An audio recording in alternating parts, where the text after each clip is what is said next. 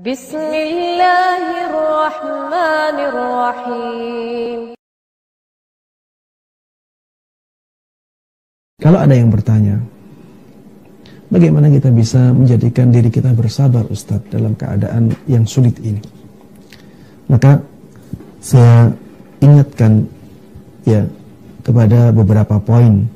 Yang pertama, kalau kita ingin bersabar dalam menjalani kesulitan, maka lihat sisi positifnya. Lihat hikmah di balik kesulitan itu. Kalau kita semakin banyak mengetahui hikmah-hikmah di balik kesulitan, maka kita akan bersabar untuk menjalani kesulitan itu dengan baik. Ya, kita bertahan tetap di atas jalan yang benar, di atas jalan kebaikan. Kemudian agar kita bisa menjadikan diri kita bersabar dalam menjalani kesulitan, lihatlah dalam masalah dunia orang-orang yang di bawah kita. Kalau kita mengalami kesulitan, pasti ada orang yang lebih sulit dari kita. Maka lihatlah orang tersebut, lihatlah keadaan dia. Dia juga makhluk Allah subhanahu wa ta'ala, sama dengan kita. Tapi dia lebih sulit dari kita ternyata. Maka dengan demikian kita akan punya rasa syukur kepada Allah subhanahu wa ta'ala dengan kesulitan yang ada. Dan dengan seperti itu kita akan bisa bertahan dalam kesulitan dengan lebih mudah. Kemudian termasuk di antara cara kita agar menjadi orang-orang yang bersabar adalah dengan mengingat-ingat pahala dari kesabaran itu.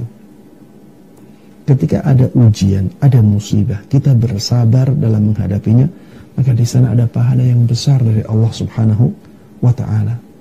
Kata Rasulullah sallallahu alaihi wasallam, "Inna 'idhamal jaza' ma'a 'idhami al-bala'." Kata Rasulullah sallallahu alaihi wasallam, pahala yang besar itu sesuai dengan pahala yang besar itu akan bersama dengan ujian yang besar. Ya, sehingga semakin besar suatu ujian atau suatu musibah, kemudian kita mampu bersabar dalam menjalaninya, dalam menghadapinya, maka pahala yang kita dapatkan semakin besar. Semakin besar ujiannya, semakin besar pahalanya. Semakin kecil ujiannya, semakin kecil pahalanya.